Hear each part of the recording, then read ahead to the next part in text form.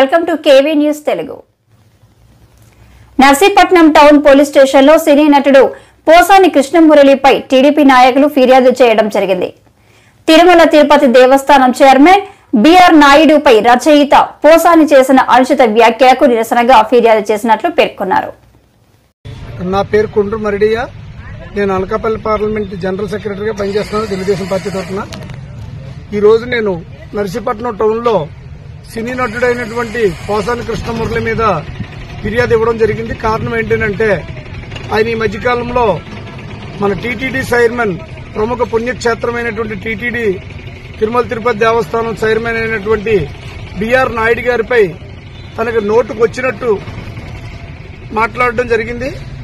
మరి ఆ విషయంలో హిందువుల మనోభావాలను దెబ్బతీనే విధంగా మురళి గారు చేసినటువంటి వ్యాఖ్యలు చాలా అనుచితంగా ఉన్నాయి.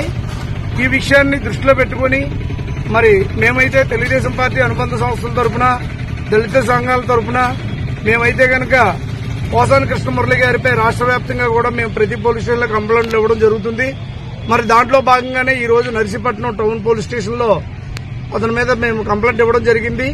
బిఆర్ నాయుడు గారు టీవీ5 ఛానల్ పెట్టి ప్రజల పక్షాన నిష్పాక్షికంగా ఆయన ఛానల్ నడుపుతున్నారు. ప్రజల సమస్యల్ని ప్రభుత్వాలకి, ఉన్నత వర్గాలకి అందరికీ కూడా తెలియజేయడం జరుగుతుంది. ఆయన ఎంతో ట్రాన్స్పరెంటివ్ గా జరుగుతున్నటువంటి బిఆర్ నాయుడు గారిని ఆయన చాలా వ్యంగ్యంగా మాట్లాడాడు. అసభ్యకరమైనటువంటి పదజాలంతో వాడి మరి పోసాని కృష్ణమురళి చాలా దారుణమైనటువంటి మాటలతో ఆయన కించపరిచాడు. ఆయన ఇప్పుడు ప్రజెంట్ ప్రముఖ స్థానంలో ఉన్నారు. టీటీడీ దేవస్థానం చైర్మన్ గా ఉన్నారు.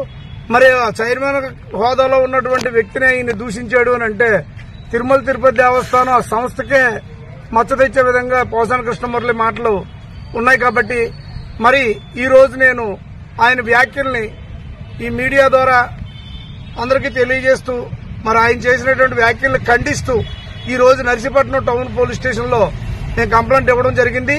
ఈ కంప్లైంట్ ని తీసుకుని ఆయన కఠినంగా శిక్షించాలని జిల్లా ఎస్పీ గారిని, అలాగనే ఇక్కడ ఉన్నటువంటి టౌన్ సిఐ గారిని కూడా కోరడం జరిగింది. కాబట్టి ఈ విషయమై ప్రజలు కూడా గమనించి పోసాని కృష్ణమురళి వ్యాఖ్యల్ని ప్రతి ఒక్కరు కూడా ఖండించాలని చెప్పేసి ఈ సభాముఖంగా తెలియజేస్తున్నానండి.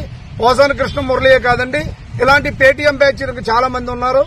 వాళ్ళందరూ కూడా ఇలాంటి ప్రభుత్వం చేస్తున్నటువంటి కార్యక్రమాలని తట్టుకోలేకపోతున్నారు. 5 సంవత్సరాల్లో వాళ్ళు చేయలేని పని 4 నెలల్లో తెలుగుదేశం గవర్నమెంట్ చేసి చూపిస్తుంది. మరి ఎప్పుడైతే ఈ అభివృద్ధికి బాటలు వేశారో చంద్రబాబు నాయుడు గారు, వారిని కించపరచడం కోసం వారు ఇచ్చినటువంటి పదవులు ఎవరైతే పొందారో వారి ద్వారా వారిని కించపరుస్తున్నారు.